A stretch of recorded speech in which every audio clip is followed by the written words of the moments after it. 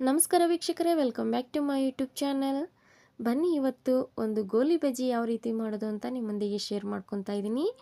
ಇದಕ್ಕೆ ಗೋಧಿ ಹಿಟ್ಟು ಬೇಡ, ಮೈದಾ ಹಿಟ್ಟು ಬೇಡ, ಆರೋಗ್ಯಕರವಾಗಿ ಯಾವ ರೀತಿ ಮಾಡೋದು ಅಂತ ನೋಡೋಣ. ಸಂಜೆ ಏನಾದರೂ ಟೀ ಮತ್ತು ಕಾಫಿಯೊಂದಿಗೆ ಏನಾದರೂ ತಿನ್ನಬೇಕಂತ ಅನಿಸಿದಾಗ ಈ ರೀತಿ ಮೈಸೂರು ಗೋಲಿ ಬಜ್ಜಿನ ಒಂದು ಸಲ ಟ್ರೈ ಮಾಡಿ ಸ್ನೇಹಿತರೆ. ಮಕ್ಕಳಿಗೂ ದೊಡ್ಡವ್ರಿಗೂ ತುಂಬ ಇಷ್ಟ ಆಗುತ್ತೆ.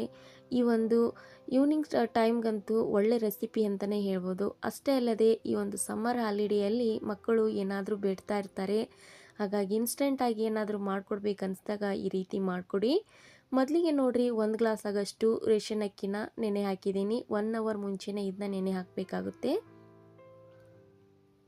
ಇದಾದ ಬಳಿಕ ಇದನ್ನ ಅಕ್ಕಿನ ಚೆನ್ನಾಗಿ ವಾಶ್ ಮಾಡಿಕೊಂಡು ನುಣ್ಣಗಿನ ರುಬ್ಕೋಬೇಕಾಗುತ್ತೆ ರೀ. ಇದಕ್ಕೆ ನೋಡಿರಿ, 1 ಆಲೂಗಡ್ಡಿನ ಬೇಯಿಸಿರೋ ಆಲೂಗಡ್ಡೆ ಸೇರಿಸ್ಕೊತಾ ಇದ್ದೀನಿ.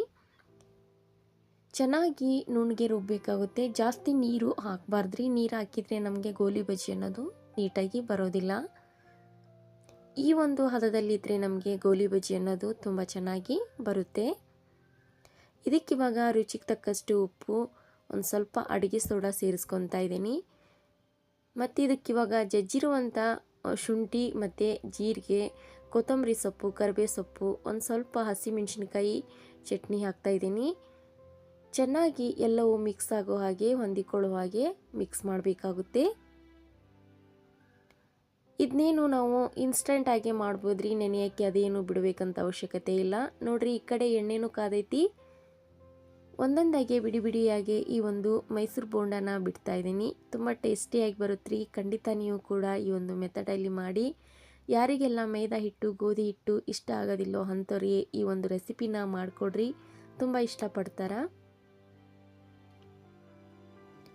ನೋಡಿರಿ, ಚೆನ್ನಾಗಿ ಹೊಂಬಣ್ಣ ಬರೋವರೆಗೂ ಈ ಒಂದು ಮೈಸೂರು ಬೋಂಡನ ಬೇಯಿಸ್ಬೇಕಾಗತ್ತೆ ರೀ. ಜಾಸ್ತಿ ಏನು ಇದು ಕಲರ್ ಬರಂಗಿಲ್ಲ ರೀ. ಮೀಡಿಯಮ್ ಹದದಲ್ಲಿ ಈ ಒಂದು ಕಲರು ಬರುತ್ತೆ ರೀ. ಹಾಗಾಗಿ ಲೋ ಫ್ಲೇಮಲ್ಲಿಟ್ಟೆ ಒಳಗೆ ಚೆನ್ನಾಗಿ ಬೇಯೋ ಹಾಗೆ ನೀಟಾಗಿ ಬೇಯಿಸ್ಬೇಕಾಗತ್ತೆ ರೀ.